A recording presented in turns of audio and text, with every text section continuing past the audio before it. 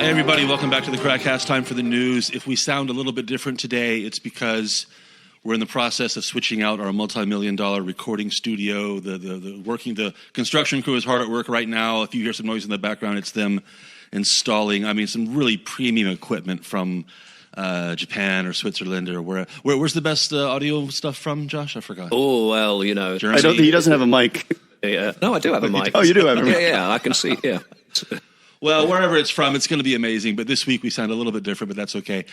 Just a short news this week for various technical reasons, but let's jump right into it. We're going to start with it's the news of the week, which will be outdated by the time you hear this, but we're going to talk about it anyway. Of course, the European Football Championship going on. True KrakCast fashion. Yeah, we're always behind the curve. Yesterday's news tomorrow. That's right. Poland plays this evening as we're recording this against Spain. I think we're expecting a proper beatdown. But the three matches, of course, three group matches. In the opening match earlier this week, Poland lost 2-1 in kind of, you might say disgraceful, embarrassing fashion. A red card, an own goal, which is kind of not really an own goal, but it was. Josh, I'll defer to your football knowledge here. Do you think it's all over for Poland even after one group game? I think if you ask a typical Polish person, then the answer is absolutely yes. We're always crap and always will be. And I don't know why we build our hopes up. Every tournament that comes along, we always end up disappointing. Dr. Mike, there's this saying in Polish, there's a phrase for each match of the group stage. Yeah. Otwarcie o wszystko I o honor. So basically, they show up. It's like the first is the opening match. The second match is, the one that matters the most for everything. And the third one is, just they lost. So the last one is, save their honor before they go home. And it looks like things are lining up. Poles are all about tradition after all. Reading a lot of articles this week online and a lot of reader comments. And a very common theme in the reader comments is criticism of Robert Lewandowski, who, as we all know, is ridiculously accomplished at the club level and playing in Germany. He basically holds every record there is. But when he plays for Poland, he seems like a different player. And a lot of the reader comments are kind of harsh. Various comments to the effect of, stay with commercial, stay with plugging Head and Shoulders. Keep shilling Huawei. And, all those phone companies and everything else because you're crap at playing for Poland. Josh, is there any kind of reason why we would expect somebody to play differently for the nation? I think, of course, this is fundamentally unfair because, there's only one Robert Lewandowski on the pitch and he can only do so much. I suspect that there is, if not an actual team instruction to whenever you get the chance, pass it to... Give it to Robert. That's our strategy. But, certainly as the games get more desperate, as we observed earlier in the week, it was increasingly just give it to Robert and hope for the best. It's kind of odd really because, there are, there's more than a handful of pretty accomplished players in the national side. And I guess really, it's Lewandowski's cross to bear that he's one of the greatest footballers of his generation worldwide. And so a huge kind of burden of expectation. But again, you've got, and like I say, there's some tidy players on the side. I think maybe, he's probably used to playing with a higher standard of teammate, which means, the kind of service delivery he's getting and the ability to read the game, to push the ball into the space that he hasn't, yet reached. So the chemistry and the skill level maybe just not there for the Polish team. Well, yeah, and so in the next two matches, and again, we are recording this before their second match, they need to take at least 4 points off of Spain and Sweden, a good Sweden side. Seems like a tall order. I think we can all agree that we'll be shocked if they get out of the group. Yeah. Yeah, Dr. Mike? You're asking the wrong person here. It's like, I wouldn't mind them losing because then it kind of means people stop talking about it so much here. Let's move on to other stuff. Shots fired in the culture war this week, Dr. Mike. We learned that Discovery, which owns TVN, the biggest privately owned TV station in the country, is planning on introducing a gay-themed dating show, which maybe in other markets might not be such a big deal. In Poland, it's a big deal. Tell us about this upcoming show here. Yeah, TVN owns a streaming service Player, and later this year they started recording now in Spain because, of course, they're going to air this. I think it's like Prince Charming or something. Searching for Prince Charming. I'm not really up on the whole dating game show. We're talking about gay men here. Gay men, yeah. and it's going to be airing later this year on the streaming website. There's no news yet about whether or not it will go to broadcast TV. For me, this kind of stuff is trash, but that's not even the sexual orientation of the contestants. Just generally, I hate this kind of fake reality TV. Who goes home this week? Yeah, exactly. Not a big fan? It's going to be, not really. You mentioned that they're recording or taping or whatever in Spain. I think this is the format with these shows, Big Brother, Survivor, et cetera, et cetera. These shows are made for multiple TV markets at the same time. They build these enormous sets, and then the different markets are scheduled for maybe a week or two at a time. And so over the course of a summer, let's say, they'll use the same set to record for X number of TV markets. I'm pretty sure that's how it works. Yeah, and everything is decided from the beginning, who's going to win, how it's going to look like, whatever. And they record it more or less in one go, like over a couple of days, and then it's released over like 5 or 6 weeks. So you think putting this on the streaming service is kind of a middle ground? I mean, they couldn't go straight to the typical, traditional broadcast. So this is a way to kind of get it in. Without, they have the streaming site has really been building up the last couple of years. So they just need content right now. And this is cheap, easy content. It's going to get attention. It fills up, screen time without costing them much money. Plus, they get brownie points. Maybe not the best phrase. Ouch. Among some crowds of people. So it's a win-win-win for them. And a lot of people who generally aren't on that side politically or culturally don't watch TVN that much anyway. Well, going back to the culture war side of things, the fact that TVN is owned by an American company, or at least majority owned by an American company, this kind of feeds the argument that Poland needs this repolonization of their media, and that the media, whether it's print media or broadcast media, is kind of a Trojan horse for these corruptive, decadent foreign values. I mean, if you don't like these values, then that argument definitely plays into it. I would also mention, like, another part of that argument is, well, there's a homogenization happening of culture worldwide, where these major broadcast companies, basically the same show, the same program, right. They want everywhere to be the same because it's easier to market and sell products. Scale. And, not necessarily every culture, every country is different, and, forcing something down their throats, which they necessarily don't appreciate.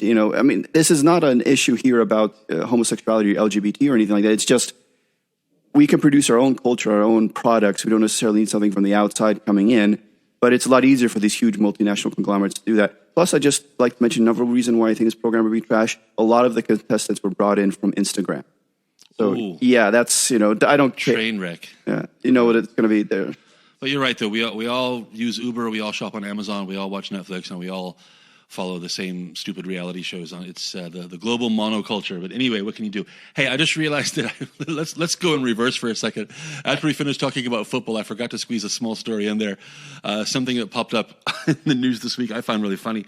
We learned that, again, we're going back to football here for a second. UEFA, the European Football Authority, they distributed a kind of a press packet to help journalists pronounce the names of the people on the Polish team. Right. Because, well, they're Polish names, let's be honest. And they gave like these really funny, what's the word? Phonetic pronunciation. Phonetic pronunciations, Lewandowski, that kind of thing. And I think the Polish team, I also noticed that the Serbian team and the Croatian team probably need one as well.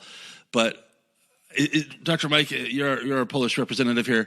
Is this insulting, or do you just kind of, accept the fact that foreign people might need some help with Polish names? I mean, I have trouble pronouncing names in lots of foreign languages, so for me it's perfectly understandable. There's always that kind of question about foreign correspondents in every country. Do you pronounce a given name the way you would pronounce it in your mother language, or do you try to pronounce it in the foreign language? And, sometimes one way works better than the other. Sometimes you sound very pretentious if you try too hard to pronounce something in the foreign language properly. But I'd like to remind our listeners that they might not remember, but what's it called? Pope Ratzinger. God, no, I forgot his name as Pope. Benedict the 16th. He was really well known for this, because Pope John Paul II had passed away, but Poles still wanted to hear the sermons and a lot of things in Polish, and it came out what Benedict was reading, say it in Polish. It's like hilarious, the whole speech is written phonetically in German. You see it on the page. But it's when you were reading it, it almost sounded like he knew Polish, Okay. Well, I'm actually, because there is an interesting thing, and I might have mentioned this on a previous show, but so long ago that none of our current audience will remember. And that is that I've always been quite impressed by how hard Polish football commentators try to get correct pronunciation for English footballers. I remember one thing that particularly amused me is that this is going back a few years, but there was a guy playing in defence for England, the name of Phil Jagielka, whose kind of origins are Lithuanian. And the commentators were pronouncing his name Jagielka and not attempting, they know how to pronounce it the correct way. So they were using it. They were using the anglicised pronunciation. What they knew was the wrong way, but the local way to say yeah, because that's how he calls himself. Just a quick note on the commentary. Mike, I know you're not watching too much. Josh, I think you are. The Polish commentary, I think there's two teams, A team and a B team, because they have back-to-back matches, and obviously the same crew can't call the same, two consecutive matches. I guess there's a C team as well. Anyway, I think they're pretty good. I mean, my Polish is not good enough to follow every word they say, but I can follow them well enough. I think they're well informed. They have a good level of enthusiasm. And I don't know. I just mentioned this because they catch a lot of flack online. I guess you can't make everybody happy. But from what I've heard, I think the TVP announcers are actually, for football actually quite good. Any thoughts on that? Not really, because the only games you're watching the English stream. Yeah. I mean, actually, the Poland Slovakia game was on kind of in the other room the other night, and that was definitely Polish commentary. But all I could hear was the disgruntled screams of rage and some of the words that you may have familiarised yourself. Drawback. There's one thing I want to mention here. I find this kind of funny. Anytime the Polish commentators are commentating on a match, there's one phrase they use approximately 100 million times during every match, and that's "Niewiele brakowało." Niewiele brakowało. Something like almost or so close or something like that. They say it literally every 20 seconds. It's a little too much. Dr. Mike, any thoughts on the announcers? For me, like announcers and commentators in sports, especially when it comes to soccer, is there's so much not happening, so they have to scream out the names when the ball's being passed around. Then they have to fill in the empty time with stats. Well, it is a skill. He's been running now for 2.5 kilometers, more or less, in the left field, and the offense really needs to push forward. And Lewandowski just passes to it, and then another few seconds. They have to be ready to switch gears very quickly. That's true. Let's move on to a story that we didn't have time for last week, but we wanted to talk about it. Actually, it's something we've mentioned before about maybe a year ago or more. It's something that resurfaces in the news from time to time. And that is the issue of these souvenirs that you see in the center of town, whether in the form of a painting or a figurine in the Sukianica or maybe in other places, of a Jew, like an Orthodox Jew, holding or counting money, or some kind of presence of a coin or something in the image. And this comes up from time to time because there's something controversial about just the very idea of it. And we learned last week that someone on the city council, Dr. Mike, has decided that it is offensive. And while they haven't banned it outright, they're taking steps that kind of seem to lead in that direction. What's the status there? Well, basically, the city rents out a lot of those stalls and places where souvenir shops can sell their merch. And the city, in the newer contract, has basically said that you should not sell these types of products. So, these little figurines of Jews or little postcard-sized paintings and drawings, because it's considered racist or offensive now. I can understand it, especially for foreigners. I remember when I first came here in the late 90s, I thought it was also a little jarring that you had these wooden figurines of Orthodox Jews, so in the completely black outfits, the hairstyles and everything that you would when you think an Orthodox Jew, that's the image that comes to your mind. And I thought this was a little peculiar. But then next to that was the Lykonik, which is, kind of like a Middle Eastern themed character in Turkish, in Krakow. Then they have the Krakowiak cell next to him. And these are basically just caricatures of populations or groups that lived in Krakow for centuries. Our modern sensibilities, especially foreign ones, might be a little awkward around it, but there's really no animosity in them. Maybe, yes, if people stop buying them, they should stop selling them, but I wouldn't go as far to say that there's any kind of aggression or hatred in selling of these products. I mean, if anything, I wouldn't call them anti-Semitic. I'd call them, philo-Semitic or something like Semitic or something like. It's more like people have this kind of positive stereotype thought when it comes to finances with Jews. But is this one of those things, Josh? Is this one of the situations where if someone says I'm offended, you kind of have to default to their position and say, okay, if you're offended, then that's all we need to know? Well, I think that is the question. Really far more important. I mean, I have to say, and I mean, I wouldn't call myself, particularly woke on that spectrum, but there is something I find a little bit uneasy about kind of exaggerated Jewish stereotypes, particularly if it's in those areas. Remember that kind of being moneylenders was something that was imposed on Jews, and it was a deliberate, it was a form of persecution precisely because they were, according to the law, to biblical law, forbidden to do it. And they were banned from the trades as well, so they were forced to be moneylenders. Yeah. Well, it depends where. In Poland they weren't, so. But as a counter to that, I'm also very strongly libertarian, and I think kind of, offence is something that is taken, not given. And if you're offended by something, then, go elsewhere or look the other way. But are you sympathetic to the argument that even if it isn't deliberately malicious, like Dr. Mike says, it's at least in poor taste, and that alone should be reason? Absolutely. I mean, I do find it poor taste. I do actually find them mildly offensive. But again, no. I think Dr. Mike is right. I think you said this. It's about buying and selling. I think if you approach the people selling these things and you say, "Why do you sell that?" they would say, "Because people buy them." I mean, that's why they don't care. I mean, these stalls are tiny. They only have so much space to sell anything. What sells, basically. So well, next up, you're going to have the people who are in the process of transitioning to horses, complaining about the laconic. Oh yeah. Well, that's an important demographic. You have to take them into account. It's absolutely that's a good point. But I understand that it's touchy, but I also kind of. I don't know if it's the government's place to say you can't sell this. I mean, and don't forget, that place just inside the Florianska Gate on the right, inside the wall. They have this horrible tacky paintings on the wall, and among them are Jews counting money, and also there are naked women there, and that's okay. We can have a topless woman. Yeah. There's nothing offensive about that. What's a topless Jew? That's not offensive to women or anything like that. But we're singling these one thing. It's tough, but I would lean towards it probably is in poor taste, and I don't know if we need that, but if there's a market for it, people are going to buy it. This reminds me of one thing, Dr. Mike, on the same topic, but a little bit different. Because the Jew with the coin was supposed to bring good luck to a household, right? That's the whole idea. Do you remember this Polish thing? And this, you don't see this quite as often, but I remember this being quite common maybe 15, 20 years ago. The elephant with the upturned trunk. Yes, I remember that. Also good luck. I got one for my Matura exam, basically, I took one, and, you could still bring little things with you during the exam. Oh, you brought it with you to your test? Yeah, my mom just gave it to me. It was like pretty heavy. I don't know if it was lead or iron or whatever. It was pretty heavy, just painted gold. And with the trunk up, and the trunk is up on the little figurine to symbolize that it's catching any falling luck or manna from heaven or something like that. So it's the same idea. That those aren't anti-elephant, I guess. That's kind of a tenuous argument to make, I suppose. But it's the same idea. But why? It's weird. You don't see that quite as often as you used to. They used to be everywhere, those elephants. I don't know. It's just because a lot of traditions basically have been dying off in the past few years and people generations. Are too busy using Uber, watching Netflix. Yeah, it's like homogenization of society. So a lot of global monoculture is real, people. That's true. Well, anyway, let's move on to our next topic here, because as I said, we have a slightly abbreviated show this week. Last week, we shared the embarrassing news that Poland took 4 of the top 5 spots in the world when it came to the worst traffic on the planet for cities, under 800,000 people, I think it was. 4 out of the top 5, unbelievable.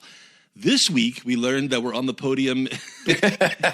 We dominate the podium in a different field, also embarrassing, also something we don't want to be known for. That's air pollution. Now, this doesn't come really as a surprise, but maybe the extent of it is a surprise. Fully half of the top 10 most polluted cities in the world, as measured in terms of particulate matter, are in Poland. Now, this is no laughing matter. I mean, we joke about it, but I mean, Dr. Mike, there are obvious health implications here. When we talk about pollution in Krakow before, we always talk about how part of the reason is because we're in a basin. Geographically, we don't get much of a break. We're not that close to the sea.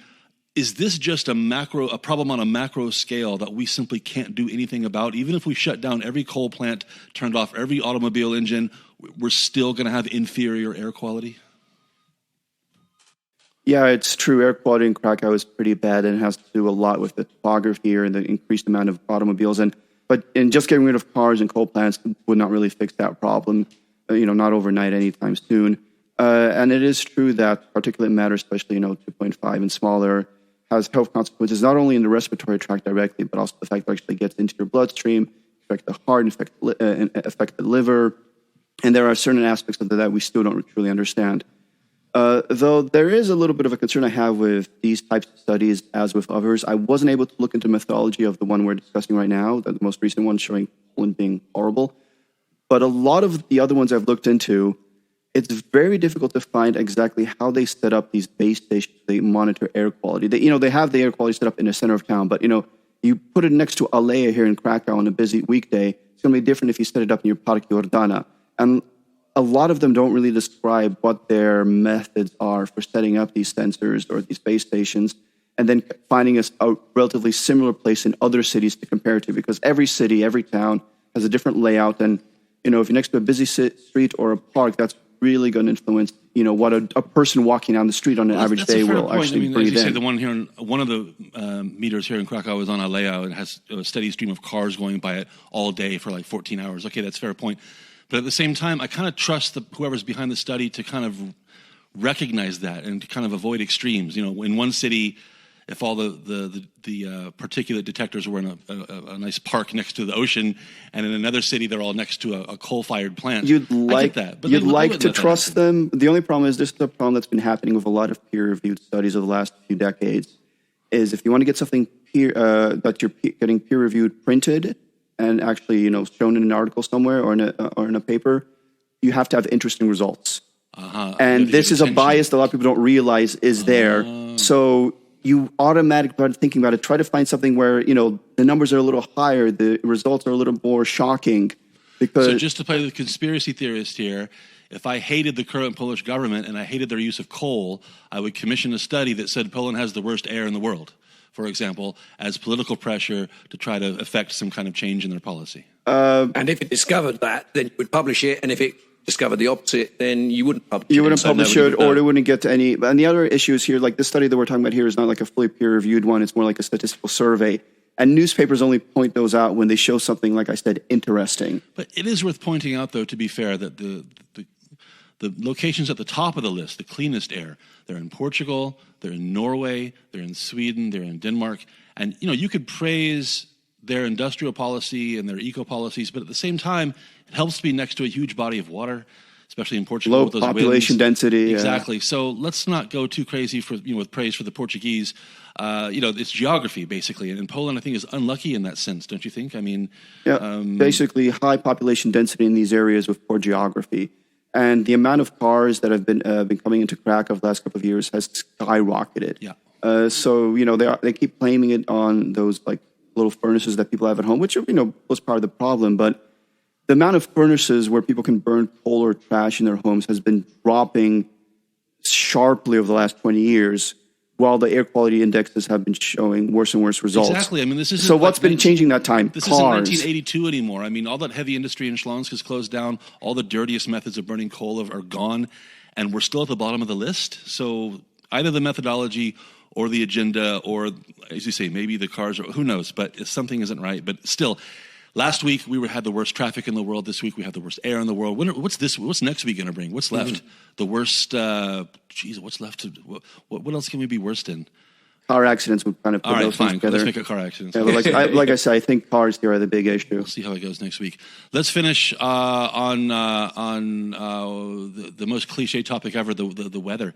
It's suddenly become hot. Dr. Mike, we love to complain when it's winter and it's cold and ugly and shitty. We long for these 30-degree days, and then it finally comes, and we complain that it's hot. I don't really complain that much until we're recording here where there is no air conditioning or fresh air. But generally, I prefer melting in the sun and feeling, tired from that than, any cold day whatsoever. We do need some air conditioning. Hit that donate button on the website, people, because we need some air conditioning like ASAP. But one subject-related topic that comes up every year, and it came up just a few days ago, and I'm sure it's going to be in the news about every 10 days until September, is the tram tracks in Krakow. The heat, what's the word, buckles? Buckles, the super low-quality tram tracks that they put down. Even fairly new ones. I mean, and the pictures are great. I mean, they can rise like a meter, maybe not a meter, but half a meter, and like a rainbow, basically, coming out of the ground, a steel rainbow. Dr. Mike, what's the story? Why can't we ever make tram tracks right the first time? Or is this something that every tram track system has to put up with? Well, it's true when it comes to rails in any country. They are affected by temperature. it's steel and iron and metal. It changes Yeah, but 30 size. degrees sounds like a low threshold for that. Well, it doesn't have to be that much of a threshold. They're put into concrete, into like asphalt at a very specific angle and tightly. So if they just start contracting or expanding by a few millimeters, that's all enough for them to like bounce out like springs. The problem is, yes, I do believe they could use high quality metals here, but the problem that's been happening for years. And tram tracks, you have to remember, most rails are usually long and straight and curve very slightly. In cities like Krakow, you have so many places where the tram tracks are at like almost 90-degree angles, which puts a lot of pressure on those curves. That's true. And then onto the tracks just before and after. Can't that be built into the design? I'm talking outside of my lane here. I mean, you butt up against the laws of physics, basically, and it's not so much about like it's 30 degrees, so therefore the tram tracks kind of pop out, so much as it's the spread of temperatures. Poland and other Central European countries have this situation where it's quite realistic to expect minus 20 degrees or more in severe winters. Similarly, into the mid-30s and even higher in very, very hot summers. So you've got a range of temperatures, which, I mean, you have to kind of come up with some kind of metal alloy that is both fit for purpose as a rail track and also doesn't expand or contract too much according to the changing conditions. Let me mention the asphalt really quickly. Dr. Mike mentioned that. I think that's an equal problem. We on so many streets here, we have this Frankenstein patchwork of repairs and repairs on top of repairs. And they use this paper-thin asphalt, which I'm guessing was supplied by the lowest bidder in the public tender for the job. And on hot days, you can stand, or at least I can stand, no jokes coming here, I can stand on the asphalt and press my footprint down into it for about 5 seconds and see my footprint in the street. So does that say something about the heat or the quality of the asphalt? It says nothing about me, I'm sure, so keep your mouth shut. But is this normal? Does this happen in other places where you can see your footprint in the asphalt? I have seen other places, when I was living in Australia, but it also has it's Australia, for God's sake. I mean, come on. This is the same issue that Josh was talking about when it comes to low temperatures here. They have to make a mix that's appropriate for high and low temperatures. And I guess it's okay, more often we're going to have cooler temperatures, so we need to make a mix of this asphalt that's a little more appropriate for that than for warmer temperatures. It's kind of like what's going to be the best case scenario for the product they're producing. But yeah, you're right. It's paper thin in a lot of places. You see it like crack open and you can see the cobblestone underneath. It's probably been there for 150 years and probably would be nicer if they just got rid of the asphalt. I mean, cars should be going slow anyway, so they'll be quiet. And not so fun cycling. That's true, cyclists. Let's close on this note. A couple of weeks ago, we published an episode about Poland's baby bust and the demographic situation in Poland.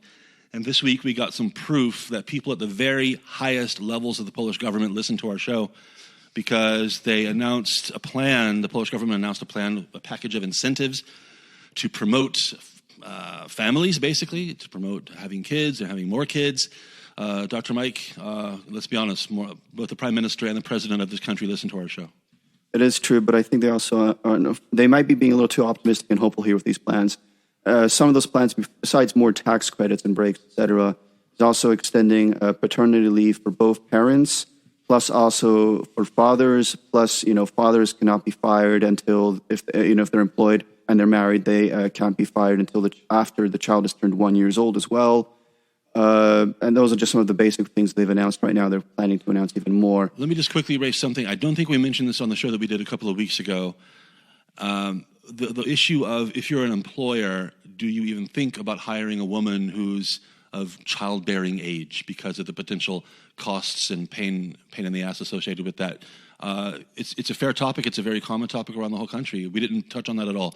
What's your take on that?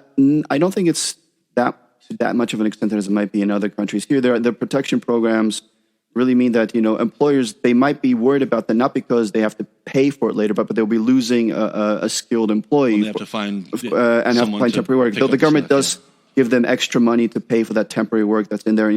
Where I work, in my department, I'm the only guy. And 3 or 4 women have been pregnant there since I've been working there, a few of them multiple times. It's like I see them and then they're gone for a year. And then somebody else, I see them and then they're gone for a year. So, the company's hiring them, not really worried about it. Well, though we're a relatively large team. The government, though. I mean, the government's not going to care.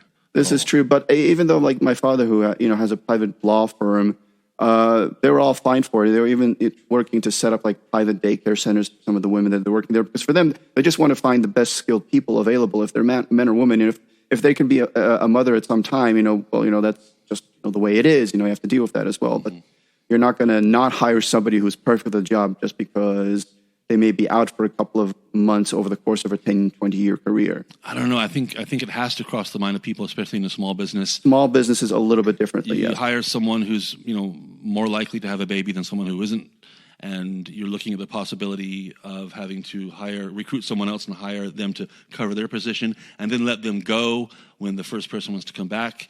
I don't know how much of a financial cost is associated with it, but a cost in terms of time and headache for sure. But what can you do about this? This is inevitable. Women have babies. And so it's kind of been going on for a couple of millennia here or more. Though I'm really worried that these incentives, just like the other ones, won't really make much of a dent. Like, the funny thing is, East introduced like these baby boom incentives back in 2016. And they're admitting now, it didn't work. But even back then, according to their own reports, best case scenarios, they wouldn't have introduced more children being born to actually cover the financial cost of what the programs, plus to actually increase the birth rate above the replacement rate, so 2.1. So I don't know, they're just doubling down on stuff that didn't work before. This is mainly a cultural issue, which is funny because they're actually presenting surveys, the government, showing that over 90% of people actually want to have children. Another 40 or so percent actually would like to have 2 or 3 children. So it seems people want to have children, but they're claiming it's financial issues that are causing them not to want to have children, but I think it's still more likely cultural pressures have changed. Well, on that light, entertaining note, we'll bring things to a close.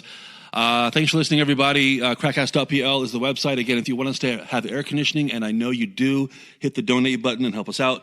Next week, hopefully our sound issues will be taken care of, and we'll be broadcasting from our multi-million-dollar new studio.